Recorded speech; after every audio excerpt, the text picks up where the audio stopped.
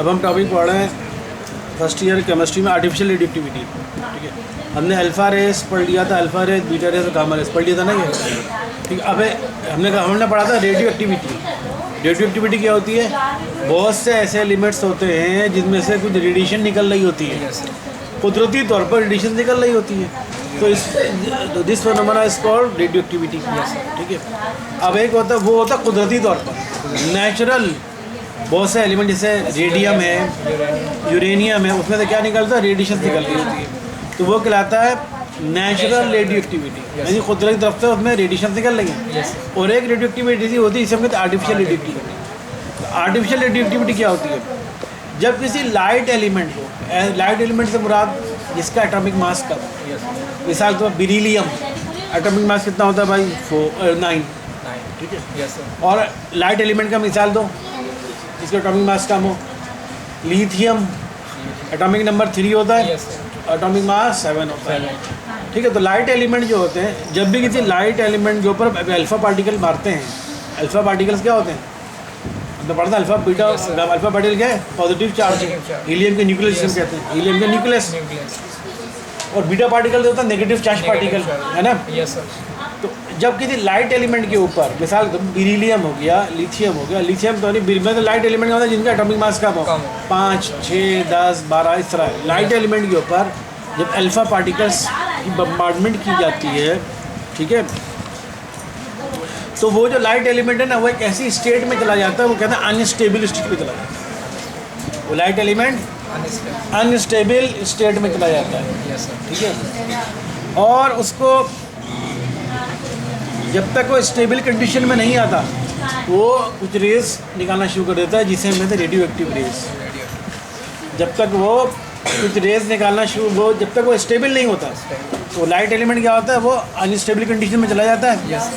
Unstable condition में जाने के बाद जब तक वो स्टेबल नहीं हो जाता, वो रेस निकालना शुरू कर देता है। वो रेस कहलाती है रेडियो एक्टिव रेस। ठीक है, और इस प्रोसेस को कहते हैं आर्टिफिशियल रेडियो एक्टिविटी। इसको क्या कहते हैं? Artificial radio activity. तो दोबारा बता रहा हूँ क्या चीज़ होता है? जब कोई लाइट एलिमेंट को जिसका एटॉमिक मास कम हो, पीरियोडिक टेबल में इतने सारे एलिमेंट है ना, तो कोई भी लाइट एलिमेंट उठा लो, उसके ऊपर अल्फ़ा पार्टिकल्स की बम्बार्डमेंट करो। अल्फ़ा पार्टिकल्स पर बम्बार्डमेंट करते हो लाइट एलिमेंट के ऊपर, तो वो जो लाइट एलिमेंट आपने उठाया था वो अनस्टेबल हो जाता है। तो अनस्टेबल हो के उसमें से कुछ रेस निकलना शुरू हो जाती हैं, और उस वक्त तक निकलती रहती है जब तक कि वो लाइट एलिमेंट स्टेबल ना हो जाए।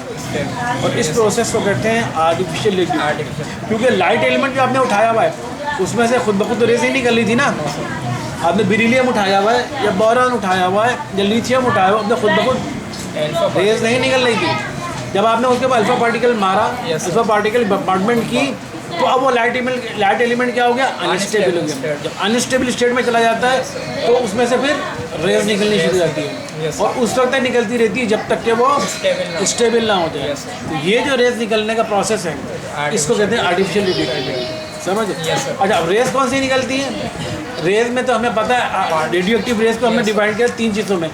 हमने कहा था रेडियो एक्टिव रेस जब निकली थी, तो हमने बताया था, उसको जब एक्सपेरिमेंट किया पता चला कि 3 किस्म की हैं, अल्फ़ा रेस, बीटा रेस और gamma race. Artificial radio activity में जो रेस निकलती है, वो कौन सी रेस होती है? वो कौन सी रेस होती है?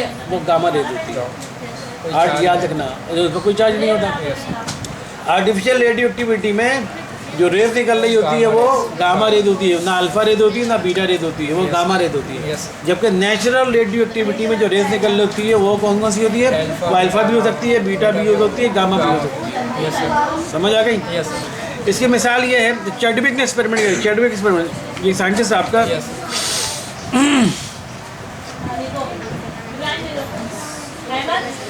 तो चैडविक एक साइंटिस्ट, उसने एक्सपेरिमेंट किया था। तो ये देखो, अब ये एग्जाम्पल इसके हम दे रहे हैं, बेरिलियम Be49। 4 क्या चीज़ है? Atomic number. 9 क्या है? Atomic number plus He24। इसका क्या मतलब हुआ? हीलियम है। हीलियम है, तो हीलियम क्या चीज़ होता है? हीलियम की न्यूक्लियस किसे कहते हैं? Alpha particle. अल्फ़ा का पार्टिकल कहलाते हैं ना हीलियम की न्यूक्लियस। तो हम कह रहे हैं बेरिलियम को हम मिला रहे हैं हीलियम से, यानी बेरिलियम के साथ बेरिलियम के ऊपर अल्फा पार्टिकल मार रहे हैं आप। Yes sir. Alpha particle helium के न्यूक्लियस होते हैं ना, बेरिलियम और लाइट एलिमेंट है। Yes sir. उसके ऊपर अल्फा पार्टिकल हम मार रहे हैं। Yes, sir. तो क्या होता है, वो कार्बन में कन्वर्ट हो गया। ठीक है, अब ये बाद में पता चलेगा कि ये किस तरह कन्वर्ट होता है, ये सेकंड ईयर में आ गई। ठीक है, यस सर। तो कार्बन में कन्वर्ट हो गया और ये एन निकल रहा है। एन क्या होता है, न्यूट्रॉन। न्यूट्रॉन। कौन सी रेडियो एक्टिविटी निकलना शुरू हो गई ना। Yes sir. कौन सी रेस निकलना शुरू हो गई, gamma. Gamma rays. Gamma rays क्या होती है, गामा। गामा रेस पर अल्फा रेस पर कौन सा चार्ज होता है, positive. Positive charge. Beta rays पर कौन सा चार्ज होता है, नेगेटिव। नेगेटिव। गामा रेस पर चार्ज। कोई चार्ज नहीं होता। तो जिसमें चार्ज नहीं होता वो क्या कहलाती है, न्यूट्रॉन। न्यूट्रॉन। Yes sir. तो इस तरह न्यूट्रॉन डिस्कवर किया उन्होंने, कहा भाई ये न्यूट्रॉन में कोई चार्ज नहीं, उसमें कोई चार्ज चार्ज नहीं होता। Yes sir. ठीक है, तो आर्टिफिशियल रेडियो एक्टिविटी के जरिए हमने इस पार्टिकल न्यूट्रॉन डिस्कवर हुआ है। Yes sir. ठीक है, अब इस स्पेक्ट्रोस्कोपिक एक्सपेरिमेंट, जब हमें फंडामेंटल पार्टिकल्स किसकी भी एटम के, ठीक है, यस सर। किसी भी एटम के फंडामेंटल पार्टिकल्स कौन कौन से होते हैं, इलेक्ट्रॉन, प्रोटॉन, न्यूट्रॉन। किसी भी एटम के Yes, sir. एलिमेंट की बात नहीं हो रही, एटम की बात हो रही है। अब एटम तो हर एलिमेंट में होता है ना। Yes, sir. कार्बन के भी एटम अलग होंगे, सोडियम के एटम अलग होंगे। Yes, sir. ठीक है, लेकिन सब में इलेक्ट्रॉन, प्रोटॉन, और न्यूट्रॉन होंगे। Yes, sir. कार्बन में भी सोडियम, इलेक्ट्रॉन, कार्बन में भी electron, proton, neutron. Yes, sir. तो कार्बन के फंडामेंटल पार्टिकल्स क्या होगा, electron, proton, neutron. Electron. Sodium में भी fundamental particles electron, proton, neutron. Yes, तो sir. हर एलिमेंट में fundamental particles electron, proton, neutron होते हैं। Yes sir. जब फंडामेंटल पार्टिकल्स आपके निकल गए, इलेक्ट्रॉन, प्रोटॉन निकल गए, इलेक्ट्रॉन, प्रोटॉन, न्यूट्रॉन। अब ये क्वेश्चन पड़ा, ये क्वेश्चन सवाल आया कि इन एटम के इलेक्ट्रॉनिक स्ट्रक्चर कैसे बनाया जाए, एटम का इलेक्ट्रॉनिक स्ट्रक्चर कैसे बनाया जाए। तो इलेक्ट्रॉनिक स्ट्रक्चर को बनाने के लिए, वो पता करने के लिए एक एक्सपेरिमेंट किया गया जिसे हम कहते हैं स्पेक्ट्रोस्कोपिक स्टडी। एक स्टडी की गई जिसे कहते हैं स्पेक्ट्रोस्कोपिक स्टडी। स्पेक्ट्रोस्कोपिक स्टडी की गई। ठीक है, तो इस सिलसिले में एक साइंटिस्ट था जिसका नाम था प्लांक्स। प्लांक्स नाम सुना है ना Yes, sir. प्लांक्स ने एक थ्योरी जिसे कहते हैं Planck's quantum theory. Planck's quantum theory है। Yes sir. उसने जो है, उसकी मदद से हमें एटम के स्ट्रक्चर को डिफाइन करने में बहुत आसानी हुई। एटम के स्ट्रक्चर मालूम करने में बहुत आसानी हुई। Yes sir. ठीक है, तो अब प्लांक्स क्वांटम थ्योरी क्या है। प्लांक्स क्वांटम थ्योरी ये है,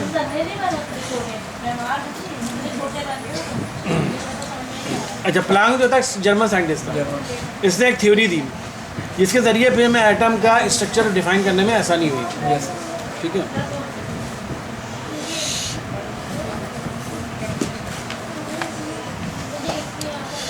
तो प्लांक्स की क्वांटम थ्योरी क्या है। प्लांक्स की क्वांटम थ्योरी ये है, उसके पॉइंट्स जो हैं, ये 5 पॉइंट्स है। पॉइंट नंबर 1, प्लांक्स ने क्वांटम थ्योरी दी ये बताने के लिए कि एटम का इलेक्ट्रॉनिक स्ट्रक्चर किस तरह होगा। तो उससे पहले थ्योरी दी, उसकी थ्योरी की बुनियाद पर एटम का इलेक्ट्रॉनिक स्ट्रक्चर निकालने में आसानी हुई। Yes sir.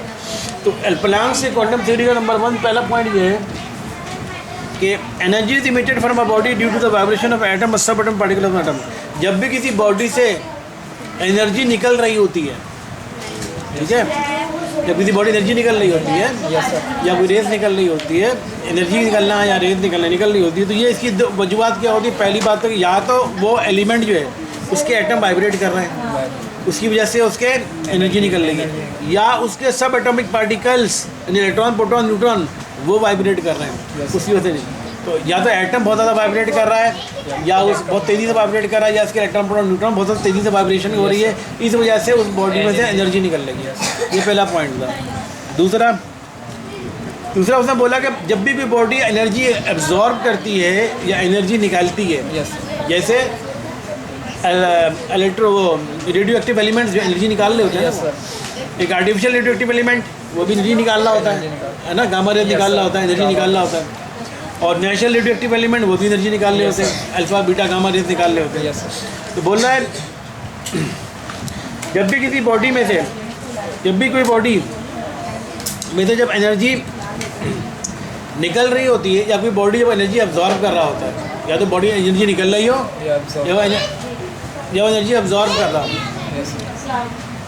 जब भी कोई बॉडी एनर्जी अब्जॉर्ब कर रहा हो या एनर्जी निकल रहा हो, तो ये कंटिन्यूस प्रोसेस नहीं है, ये कंटिन्यूस प्रोसेस नहीं है।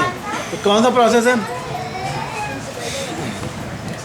तो ये जो बोलता है कि जब भी कोई बॉडी एनर्जी अब्जॉर्ब कर रही होती है या एनर्जी निकाल रही होती है, ठीक है, यस तो ये ख़ास किस्म की ख़ास अमाउंट होती है जो कि निकल रही होती है या अब्जॉर्ब हो रही होती है। यस एनर्जी की ख़ास अमाउंट या तो निकल रही, निकलो जल्दी निकलो, एनर्जी की ख़ास अमाउंट निकल रही होती है या एनर्जी की ख़ास अमाउंट एब्जॉर्ब हो रही होती है। ठीक है, जब भी किसी बॉडी में से एनर्जी निकल रही होती है तो ये ख़ास अमाउंट ऑफ एनर्जी या तो निकल रही होती है या ख़ास अमाउंट ऑफ एनर्जी एब्जॉर्ब हो रही होती है। ठीक है, उस जो ख़ास अमाउंट की एक स्पेसिफिक अमाउंट ऑफ एनर्जी जो है उसको हम कहते हैं फोटॉन्स या क्वांटा। ठीक है, ख़ास अमाउंट ऑफ एनर्जी या तो निकल रही होगी या वो एब्जॉर्ब कर रहा होगी बॉडी। तो जो ख़ास अमाउंट की स्पेसिफिक अमाउंट ऑफ एनर्जी जो है ना उसको कहते हैं क्वांटा या उसे फोटॉन्स कहते हैं, फोटॉन्स या क्वांटा कहते हैं। समझ आई बात? Yes sir.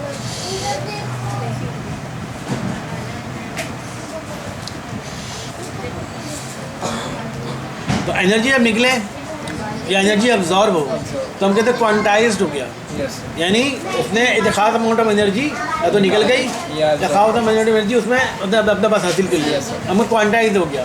इसको कहते हैं क्वांटाइज, इस प्रोसेस को कहते हैं क्वांटाइज। यस और इस थ्योरी का नाम दिया क्वांटम थ्योरी।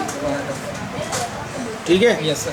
पॉइंट समझ में बात आ गई? यस जब भी किसी बॉडी से एनर्जी निकल रही हो या बॉडी में एनर्जी अब्जॉर्ब हो रही हो तो कितनी एनर्जी निकल रही होती है वो क्वांटा, हम कहते हैं तो क्वांटा निकल गया। Yes sir. क्वांटा या फोटोन कहते हैं, फोटो और हम कहते हैं क्वांटाइज हो गया। Yes, तो sir. बॉडी क्वांटाइज हो गई। Yes, sir. ठीक है, क्वांटाइज हो गई। और हम कहते हैं और इस थ्योरी का नाम को कहते हैं Quantum theory. Quantum theory. Yes ठीक है, नेक्स्ट अब हमें हर क्वांटम की एनर्जी चाहिए ना। Yes sir. अब क्वांटम बताओ कि क्वांटिटी तो हो कि कितनी एनर्जी है। Yes sir. तो उस क्वांटम की एनर्जी निकालने का फार्मूला दिया प्लांक्स ने। वो फार्मूला था E=h म्यू, E=h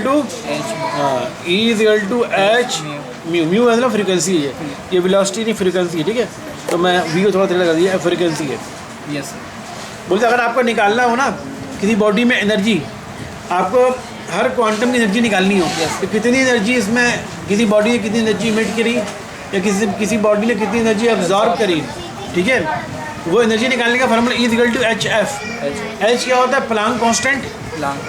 प्लांक ने दिया ना, Yes, प्लांक sir. थ्योरी की बात कर रहे हैं Yes, ना, sir. प्लांक ने कांस्टेंट की वैल्यू दी, भाई इतनी वैल्यू है, ये सर हर चीज़ की कांस्टेंट की वैल्यू होती है ना। Yes sir. तो h प्लांक कांस्टेंट कहलाता है, Constant. f कहलाता है फ्रीक्वेंसी। फ्रीक्वेंसी। क्योंकि जो रेस निकल रही होंगी ना उस रेस की, क्योंकि रेस वो लाइट रेस ही होंगी, Yes, जाहिर बात sir. है Yes, लाइट रेस होगी ना, रेस निकल रही है ना, alpha rays, beta rays, gamma rays निकल रही होंगी। Yes sir. Alpha rays, beta rays, gamma rays, alpha rays, beta rays और गामा रेस निकल रही होंगी। Yes sir. ठीक है, constant. Alpha rays, beta rays और गामा रेस। अब रेस जब निकलती है तो किससे ट्रैवल करती है? वेव की स्पीड में ट्रैवल करती है। यस। तो हर वेव की फ्रीक्वेंसी होती Frequency है। होती है। जब भी मैथमेटिक्स में पढ़ा है ना, Yes, sir. जब भी पानी वेव की तरह ट्रैवल करे फ्रीक्वेंसी। तो उसकी फ्रीक्वेंसी होगी। Yes. जो कोई भी बॉडी अगर वेव की Wave तरह ट्रैवल कर रही हो तो उसकी Frequency. फ्रीक्वेंसी होगी। Yes. तो अल्फा रेस निकल रही है, रेस क्या है? रेडिएशन है। Wave. रेडिएशन है, वो वेव की तरह ट्रैवल करेगी। Yes sir. ठीक है, बीटा रेस निकल रही होगी, वो भी रेडिएशन की है, Yes, sir. वेव पर ट्रैवल कर रही होगी। Yes. तो अगर आपको निकालना हो किसी बॉडी की एनर्जी एनर्जी। कि वो कितनी एनर्जी उसने एब्जॉर्ब करी या कितनी एनर्जी उसने इमिट करी, यस सर। तो कितना क्वांटा, हमने तो कितना क्वांटा, कितनी क्वांटा या कितना क्वांटा ने कितने फोटोन एब्जॉर्ब कर लिया Yes, sir. या कितने फोटोन ने इमिट कर दिया। तो वो क्वांटा या फोटोन निकालने का फार्मूला होता है E=hf। एच है। ठीक है, तो आप h की जगह प्लांक कांस्टेंट की वैल्यू रखो। Yes, h sir. Planck constant है। Yes, sir. f जो फ्रीक्वेंसी है उस रेस की, अल्फा रेस की frequency, Yes, sir. Beta rays की फ्रीक्वेंसी या गामा रेस की फ्रीक्वेंसी, उसको मल्टीप्लाई करा तो पता चल जाएगा Energy. कितनी एनर्जी निकली या कितनी एनर्जी एब्जॉर्ब की। Yes sir. ठीक है, तो लीस्ट अमाउंट ऑफ एनर्जी में भी वन क्वांटम और मतलब सबसे कम अमाउंट ऑफ एनर्जी जो कोई बॉडी निकालता है, कोई भी बॉडी जब कोई एनर्जी निकालता है या एनर्जी अब्जॉर्ब करता है तो सबसे कम क्वांटिटी जो होगी, जो एनर्जी कोई बॉडी अब्जॉर्ब करेगा या एनर्जी निकालेगा, वो होगी वन क्वांटम। ठीक है, Yes, sir. वन क्वांटम, और या उसका इंटीग्रल मल्टीपल होगी। ठीक है, energy can be one quantum और इंटीग्रल मल्टीपल का मतलब क्या हुआ? यानी E= एनर्जी होगी वन क्वांटम बराबर होगी, Yes.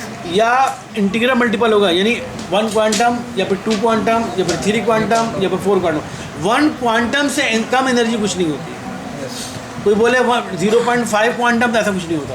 या तो 1 क्वांटम एनर्जी अब्जॉर्ब कर रहा होगा या निकाल रहा होगा, Yes, sir. या 2 क्वांटम एनर्जी अब्जॉर्ब कर रहा होगा या निकाल रहा होगा, या 3 क्वांटम एनर्जी अब्जॉर्ब कर रहा होगा निकाल रहा होगा। Yes, sir. कोई बोले 0.5 क्वांटम, तो ऐसा कुछ नहीं होता। तो वो एनर्जी जो है हमें वो उसको मैथमेटिकल फिगर में लेकर आ गया, तो वो कितनी एनर्जी कोई बॉडी अब्जॉर्ब करेगा या निकालेगा, तो सबसे कम वैल्यू क्या होगी? 1 क्वांटम। Yes, sir. और ज़्यादा 2 क्वांटम 3 क्वांटम कुछ भी हो सकती है। Yes, sir. तो हमेशा 1, 2, 3 के फॉर्म में चलेगी वो। ऐसा नहीं होगा 1.5 क्वांटम निकाल दिया या 2.397 क्वांटम एब्जॉर्ब, ऐसा नहीं होगा।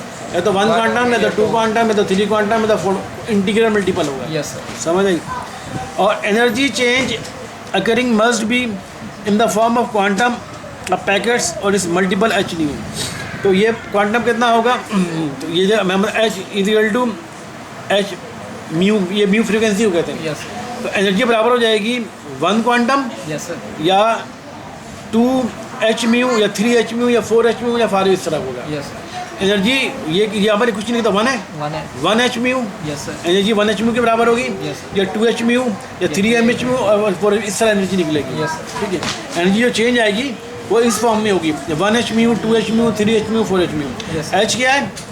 प्लांक का कांस्टेंट, जो उसने वैल्यू दी है, इतने Yes, कांस्टेंट की वैल्यू फिक्स Yes, है। sir. और वी क्या? फ्रीक्वेंसी। Frequency. ये वी वेलोसिटी नहीं है, वी को थोड़ा थोड़ा किया गया है, बेसिकली फ्रीक्वेंसी है। Frequency. तो जो रेस निकल रही है उस रेस की फ्रीक्वेंसी आप मालूम कर लें। Yes, sir. आपको उसकी फ्रीक्वेंसी मालूम है, फ्रीक्वेंसी हाई है लो, जो भी जिसकी फ्रीक्वेंसी निकली, Yes, sir. हाई फ्रीक्वेंसी होगी, Low. लो फ्रीक्वेंसी हर चीज़ की। जब पानी में जब ट्रैवल कोई भी बॉडी वेव की स्पीड में ट्रैवल कर रही होती है, तो उसकी फ्रीक्वेंसी डिपेंड करती है ना। Depend. फ्रीक्वेंसी बहुत हाई है या फ्रीक्वेंसी बहुत लो Low है ना। अगर रेस निकल रही तो रेस हो सकता है कि बहुत हाई रेस, उसकी फ्रीक्वेंसी बहुत ज़्यादा हो। Yes, sir. फ्रीक्वेंसी ज़्यादा होगी तो क्या चीज़ कम होगा? हमने मैट्रिक में पढ़ा था फ्रीक्वेंसी और एक चीज़ में Time. टाइम पीरियड में। फ्रीक्वेंसी ज़्यादा होगी तो Time फ्रीक्वेंसी हाई होगी तो टाइम पीरियड कम हो। कम होगा। फ्रीक्वेंसी बहुत हाई होगी तो टाइम पीरियड कम और होगा, कम। और फ्रीक्वेंसी बहुत लो होगी तो टाइम पीरियड बहुत ज़्यादा होगा। Yes, sir. समझ आ गई बात? Yes, sir.